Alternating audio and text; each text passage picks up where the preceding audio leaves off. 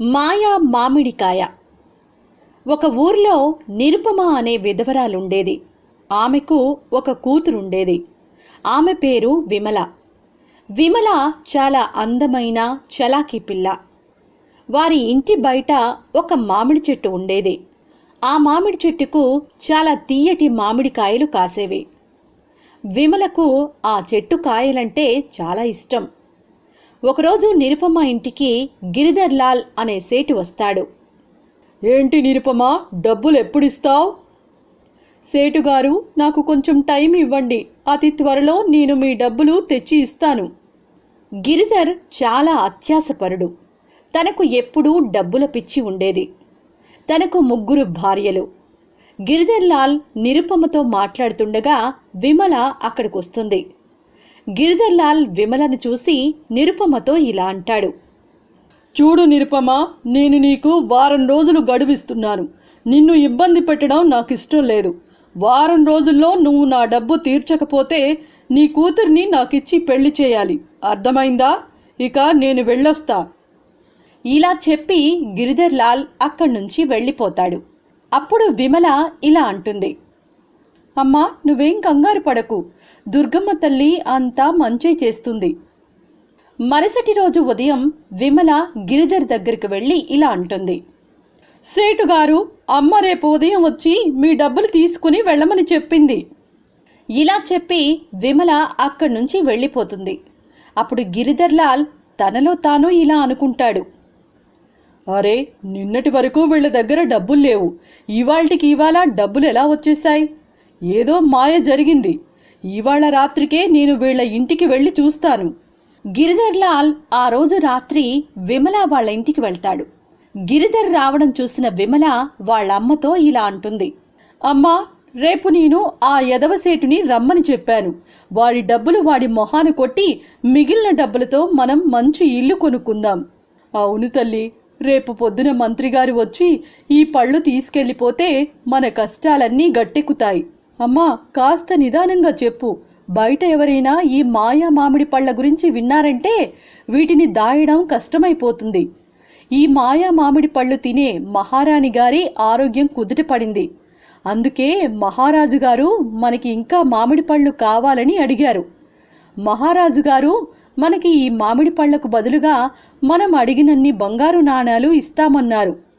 అమ్మా, మనం ఈ బుట్ట మామిడి పళ్లకు 30 బంగారు నాణేలు మహారాజు గారిని అడుగుదాం.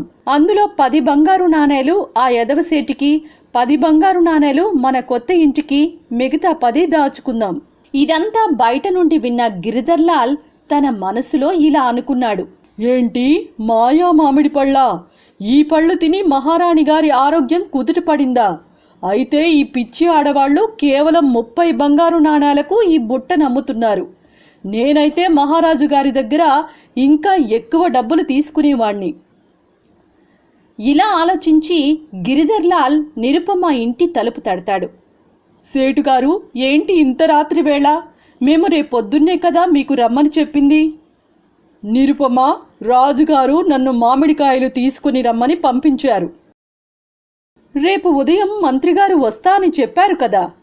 మంత్రిగారికి ఏదో పని పడింది, అందుకే రాజుగారు నన్ను తీసుకురమ్మన్నారు. అవునా? అయితే ఈ మామిడికాయల బుట్ట 30 బంగారు నాణాలండి.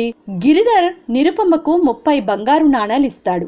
అందులో నుంచి నిరుపమ, విమల 10 బంగారు నాణాలు తిరిగి గిరిధర్కు ఇచ్చేసి తమ అప్పును తీర్చుకుంటారు. గిరిధర్ మామిడికాయల బుట్ట తీసుకొని ఇంటికి వెళ్ళి తన 3 పెళ్లాలకు ఈ మాయా మామిడి పళ్ళ గురించి చెప్తాడు. రేపు ఉదయం నేను ఈ మామిడి పళ్ళు తీసుకెళ్ళి మహారాజు గారికిచ్చి బోలెడన్ని బంగారు నాణాలు తీసుకువస్తాను. గిరిధర్ ఆ మామిడికాయల బుట్టను చాలా జాగ్రత్తగా భద్రపరిచి వెళ్ళి అందరూ పడుకుంటారు. అర్ధరాత్రి గిరిధర్ నిద్రలోంచి లేచి తన మనసులో ఇలా అనుకుంటాడు. నేను ఈ బుట్టలోంచి ఒక మామిడికాయను తింటే చాలా బలవంతుణ్ణవ్వచ్చు. మరి ఇంకా ఎక్కువ డబ్బులు సంపాదించొచ్చు. ఇలా ఆలోచించి గిరిధర్ నిదానంగా మామిడికాయ బుట్ట దగ్గరికి వెళ్ళి మామిడికాయ తీసుకొని తిని వచ్చి పడుకుంటాడు.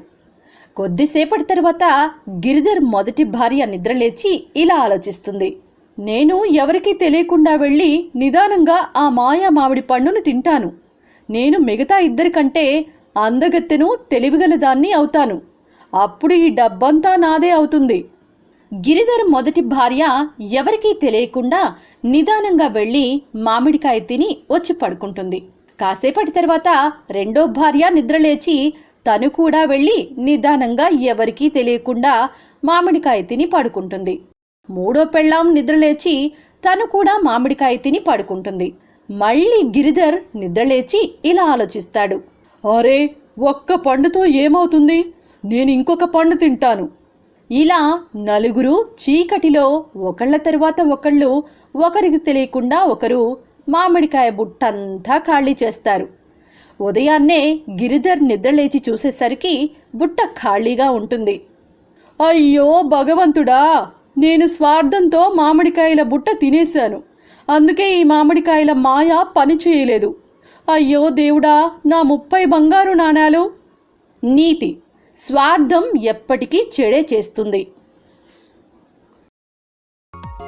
ఇంకొన్ని లడ్లు కావాలి. దేవరకొండ గ్రామంలో ముఖేష్ అనే ఒకడు ఉండేవాడు. ఎవరైనా ఏదైనా సహాయం అడిగితే వాళ్ళని ముప్పు తిప్పలు పెట్టి 3 చెరువుల నీళ్లు తాగించేవాడు. ఒకరోజు లడ్డూలు అమ్మే వ్యాపారి తన సరుకు అన్ని దుకాణాలకు సప్లై చేస్తూ వెళ్తున్నాడు. అంతలోనే అటువైపుగా వచ్చాడు ముఖేష్. ఏదో దేవుడు పంపినట్టు ఇటువైపు వచ్చావు, కొద్దిగా సహాయం చేసి పెట్టవా బాబు? ఏ సహాయం కావాలి? ఈ లడ్డూల డబ్బాలు కొద్దిగా దుకాణంలో పెడతావా? మరి నాకేంటి? నీకు కొన్ని లడ్డూలు ఇస్తాను నాయనా. నాకు కొన్ని లడ్డూలు కాదు, ఇంకో లడ్డూ కావాలి. అలాగే ఇస్తాలే. ముఖేష్ మెల్లగా ఆడుతూ పాడుతూ ఆ డబ్బాలు బండి మీద నుండి దించి దుకాణంలో పెట్టడం మొదలుపెట్టాడు. నాయనా, కొంచెం తొందరగా లోపలి పెట్టు, మళ్ళీ లడ్డూలు ఎండకి పాడైపోతాయి. చేస్తున్నా కదా, నన్ను తొందర పెట్టకు అని మొత్తానికి ఎలాగైతేనే మొత్తం లడ్డూలన్నీ లోపల పెట్టాడు.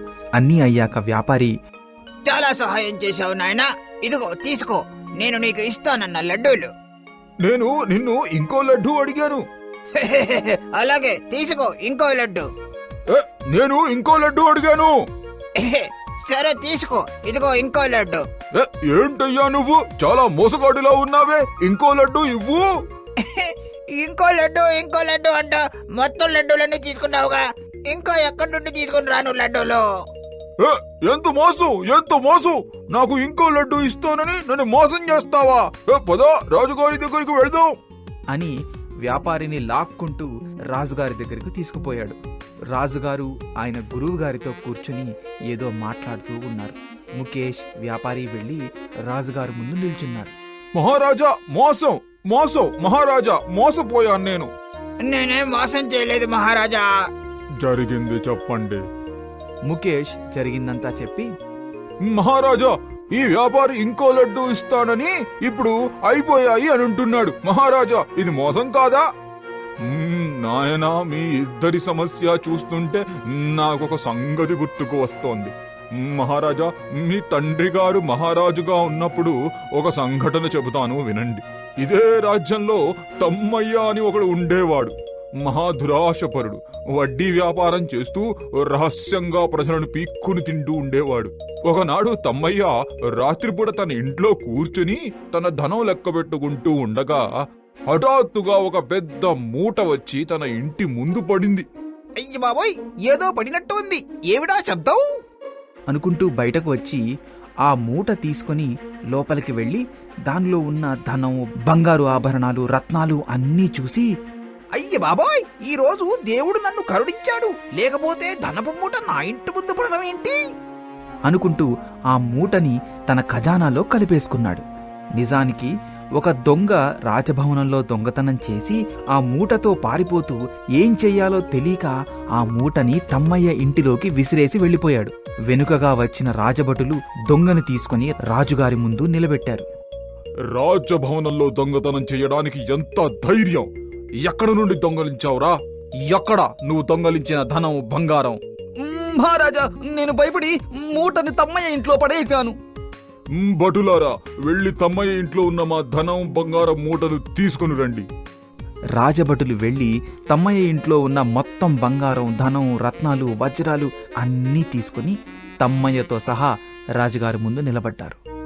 అయ్య బాబోయ్ మహారాజా, అందులో కొంత మాత్రమే దొంగ వదిలాడు, మిగిలిందంతా నాదే మహారాజా. నీకు ఎక్కడి నుండి వచ్చింది ఇంత సంపద? నువ్వు ఎప్పుడూ పన్ను కట్టినట్టు కూడా మా దృష్టికి రాలేదు. తమ్మయ్య ఏమీ మాట్లాడలేకపోయాడు. రాజుగారు తమ్మయ్యని చెరసాలలో బంధించారు. నాయనా ముఖేష్, ఇప్పటికైనా నీ తప్పు ఒప్పుకొని నీతిగా బతుకుతావా లేదా? లేదు లేదు, నాకు ఇంకో లడ్డు కావాల్సిందే. రాజగురువు ఎదురుగా ఒక లడ్డూ పెట్టి, నాయనా ముఖేష్, ఇది ఏమిటి? లడ్డు. రాజగురువు ఇంకో లడ్డూ దాని పక్కనే పెట్టి, నాయనా ముఖేష్, ఇది ఏమిటి? ఇంకో లడ్డు తీసుకో, నీకు కావలసిన ఇంకో లడ్డు. దీన్ని తీసుకొని వెళ్తావా, లేకపోతే రాజగురువు వడ్డించే శిక్ష కూడా కావాలా? అందరూ క్షమించండి, నాకు బుద్ధి వచ్చింది. చూశారా పిల్లలు, పరుల సొమ్ము పాము వంటిది, ఎప్పుడూ ఇతరుల ధనము ఆశించకూడదు. చూశారు కదా తమ్మయ్య, ముఖేష్ల పరిస్థితి. మీరు జాగ్రత్తగా ఉండండి. మళ్ళీ కలుస్తా. Bye bye.